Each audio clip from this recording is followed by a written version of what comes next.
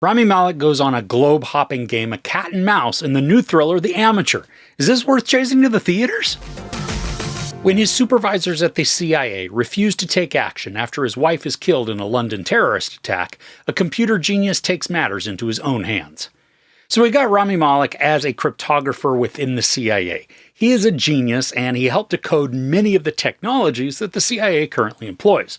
While his wife is on a business trip to the UK, she's killed by terrorists, sending Rami's Heller on a quest for vengeance. Problem is, though, he's an analyst, zero field experience. And even when he does get some training, he doesn't have the killer quality that makes him able to pull the trigger on the baddies, even if out of revenge.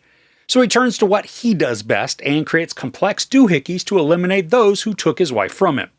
So this has a lot of feels of Tony Scott's Enemy of the State, partially because we watch how Heller uses all of the tech available at the CIA to tap into cameras, cell phones, satellites, any other tech that he needs in order to identify and track down the villains.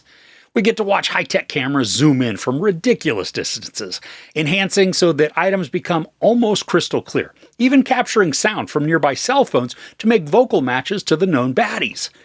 And Malek plays Heller in a quirky manner. I mean, he's an everyman, but he's also incredibly awkward.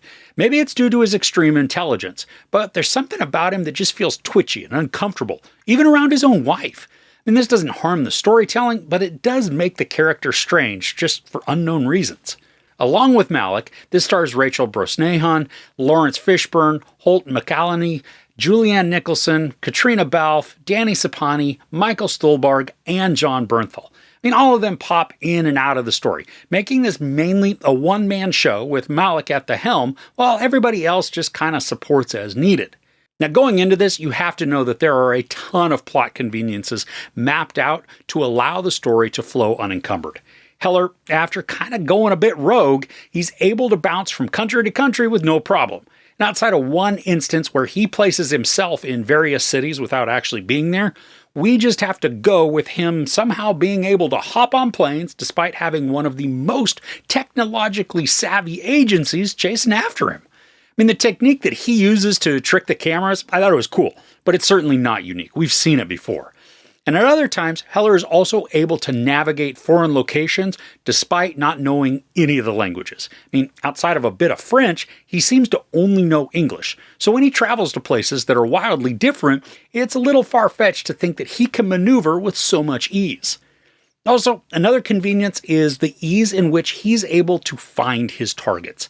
Now, some of it works and comes about believably, but others seem kind of like a shot in the dark that he just keeps getting lucky on finding. Now, all of the scenes within the storytelling feel almost like clips or vignettes, giving us portions of the story and then launching us to a new location and then doing the same thing again. Looking at the director's filmography, this kind of makes sense. I mean, outside of one other cinematic release, James Hawes has only directed episodes of TV series and a couple of TV movies. There's a certain choppiness to the presentation here that makes it feel a bit like a TV show, where each location switch would be made for a commercial break to then pick back up with the character doing a new action in a new place. And that might make it sound like the progression is just terrible. It's not. It just comes across a little uneven. Now, from a chase perspective, this is fun.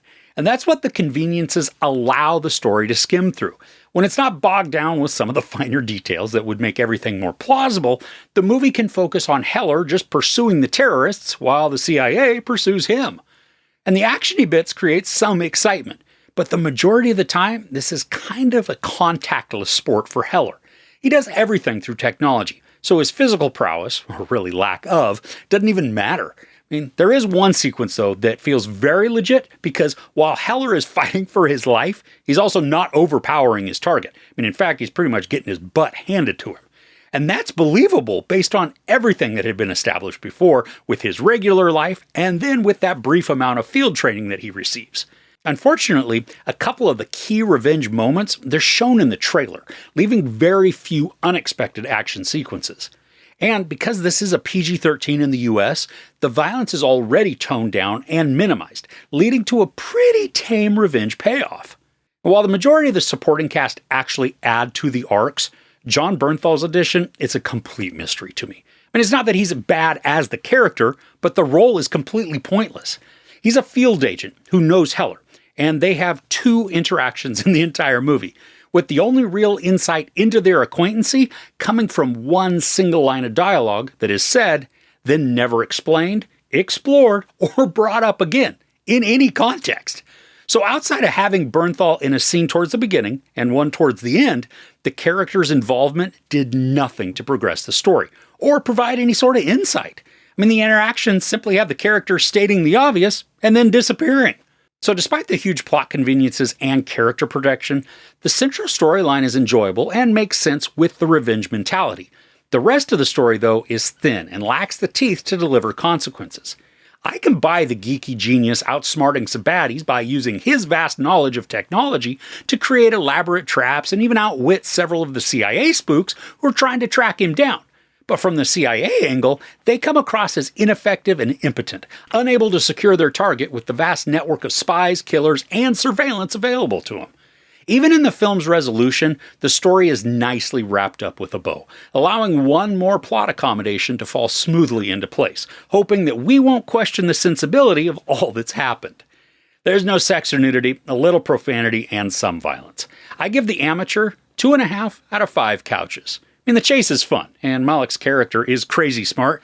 I just wish we got to see more of his skills in combination with tighter and riskier stakes. Okay, are there any good thrillers that you've watched lately? I'd love to get some recommendations in the comments below. If you enjoyed this review, please give it a like. Also, don't forget to share and subscribe. I'm Chris. This is Movies and Munchies. Thanks for couching with me.